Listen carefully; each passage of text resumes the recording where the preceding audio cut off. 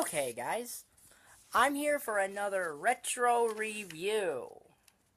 It's been a while since I've uploaded, but that was because I was using my cousin's phone and working around his work schedule, so I had to do that. Now I got my own kind of way to do these, so I'll be back to what I normally did.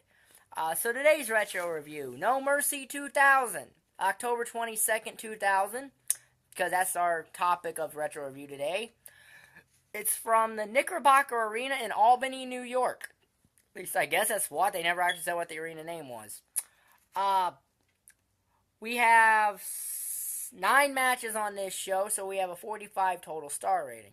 The opening match is the Dudley Boyz Tag Team Table in Elimination Invitational. That's a tongue twister.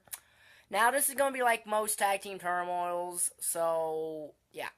The opening match of that is Too Cool versus Lowdown. It's a half star that technically ends on defensive moves because Grandmaster and Scotty move out of the way of the tables and both Lowdown go through it. So, half a star, because there were some creativeness, but not much. Second match in that is Too Cool versus Raven and Tazz. There's a cool spot where Sky does the worm under the table, but Raven and Tazz eventually win that portion. So the next match is Raven and Tazz versus the Dudley Boyz, which is no stars. Dudley's put Raven and Tazz through a table. There's not a lot that happens in these matches, so I'm not... and then we have the final match of it, as it's the Dudley Boyz versus the Goodfather and Bull Buchanan, which is 0 stars. They do a thing where Bubba puts Bull through a table, but Goodfather hits him with a chair and then rolls Bubba through the remnants of the table. But that match gets restarted, and so on and so forth. Dudley's end up winning. So all I did was I took what the 2 match I gave a star rating to, put them together, that's the whole star rating for the match, which is 1. The next match doesn't even happen, as it's supposed to be the APA and Lita versus TNA and Trish Stratus, but TNA and Trish jumped the APA, and Nari just make the save, so it's no stars because I can't rate it because it didn't really happen. The next match is a steel cage match, Chris Jericho versus X-Pac. Of the first 3 things, this is the best match. It's 2.5 star cage. It's an escape only, so it's a traditional cage match with only escaping. It's a traditional cage spots that you see there, but Jericho on top of the cage manages the wall of Jericho, and then as X-Pac is standing on the door, Jericho kicks the door away, and then X-Pac groins himself, and that allows Jericho to escape and win the match. 2.5 stars. The next match is Billy Gunn and Chyna versus Steven Richards and Val Venus in a match made earlier in the night on the Night Heat. It's a formulaic tag match. Eddie Guerrero had interfered in this by hitting Chyna with flowers that had a lead pipe in it, and it allowed, I think it was Val to pin Chyna or something. 2.5 stars. So then we get one of the matches that this show is built around. In fact, the match it was built around and probably should have been the main event of it, as presumably at that time was the culmination of a year-long angle, as a no-holds-barred match. Stone Cold Steve Austin versus Rikishi. Sorry. And Rikishi, of course, was the guy who ran over Stone Cold Steve Austin. He did it, but he did it, and yes, he did do it, but he did it for The Rock. Let's keep in mind, he did it for The Rock. Now, logically, you just wonder, why didn't Austin just press charges against the guy for trying to murder him? But hey, this is wrestling logic, where charges, who needs police? Just beat the guy up in a wrestling match.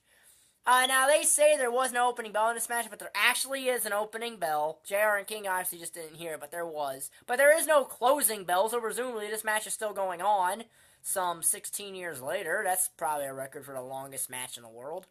Basically, it just goes to a no contest. Austin beats up Rikishi, bloodies him, takes him all the way to the parking lot. He's going to run him over, but as he's doing that, he sideswipes a cop car. Austin gets arrested.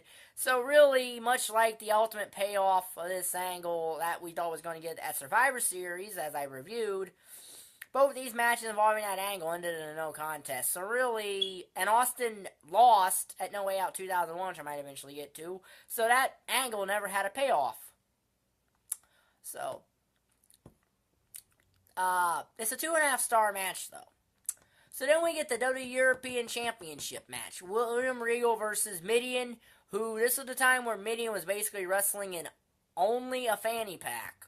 This must have been a Pat Patterson idea, I imagine. And Regal makes a fuss that he will not wrestle Midian unless he puts some clothes on, which he does, but Midian eventually goes to just his fanny pack, and Regal, instead of putting Regal stretch on, runs with his neck breaker Regal cutter. It's a half a star match. I think this is Midian's final appearance in the WWE, if I'm not mistaken. Or at least his final pay-per-view appearance. Might have been his final overall appearance in the WWE.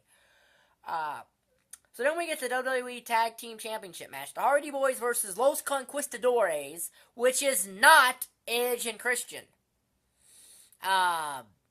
Now, I don't really know if they were Edge and Christian for the sake of this match or not, but in the storyline, it made it pretty obvious that Edge and Christian were actually wrestling this match, and they wrestle like themselves in this match, so this purpose is Edge and Christian's guys Los Conquistadores. But in the next night on Raw, the Conquistadors win after Matt takes a mask off, but one sorry again. But one Conquistador has another mask on, and he ends up, and then Matt gets hit with the Unprettier, and Los Conquistadors win the match. Los Conquistadors fought Edge and Christian the next night, in which the Hardy Boyz then beat Edge and Christian. So if the Hardy Boyz were meant, this whole thing ended up being kind of confusing, because the way Mick Foley announced it, the Hardys beat themselves and win the tag titles. It was a very confusing thing. Okay, tag match, 2 stars, but then we get to the top 2 matches on this show that are the best on this show. Triple H versus Chris Benoit. Why in 2000 did WWE not make Triple H face? Because from essentially like SummerSlam through Survivor Series almost, or at least to this pay-per-view, he was a face in terms of reaction, and you could tell that fans were ready to get behind him as a face, but they never made him one. This match of Benoit is a 4-star match. It's a very good match. JR and King bring up that they don't think that Triple H can out-wrestle Benoit, and Triple H starts by doing a lot of old school holds. He starts working over Benoit's leg, puts on an inverted STF. Benoit starts selling a knee for a while, works over Triple H's arm for a great deal of the match, set up the crossface. But eventually Stephanie McMahon comes to the ring, and Stephanie hits Triple H. Or Stephanie hits Benoit, which allows Triple H to pedigree Benoit and gets the win. 4-star match. No real problem with this match. 4 stars. I would say that maybe part of me thinks Benoit should have won. But, 4 stars. So then we get the main event, the WWE Championship match. The Rock versus Kurt Angle with Stephanie McMahon in his corner. 4.5 stars. The match of the night here. It's a very good match. Part of the story leading into this match is that Kurt Angle had a bogus interview with The Rock where he did a lot of copying and pasting to a lot of old stuff. And that's what happened here. Yeah. And so Rock, and it's made a no disqualification match, which no one knows about. So, and this is not a traditional, like, brawl fest either. It's true, it's a very good, there is brawling of weapons and whatnot, but it's a traditional wrestling match per se. Stephanie eventually interferes. She, I think, gets a rock bottom, which makes Triple H take her to the back. Then Rikishi comes out to try to help The Rock again, but misses, gets an angle slam, and then angle slams Rock and gets the win. So Rikishi costs Rock the match, which also set up their match at Survivor Series anyway, so it's understandable. 4.5 stars. So overall, this show gets 16 out of 45. Now, half of 45 is 22.5. So, this is not quite a C show. It's a C minus. A very on-the-cuff C minus, though. it's really, those two matches really save, but the rest of the card isn't really that stellar. Just so. I don't plan these retro reviews out, so whenever my next retro review is, it'll probably be uploaded after WrestleMania, which I'll have my review of that up probably Monday, so if you like this video, like button is down there, subscribe button is down there, and I will even give a quick thought of the Hall of Fame show if you want me to, tomorrow night.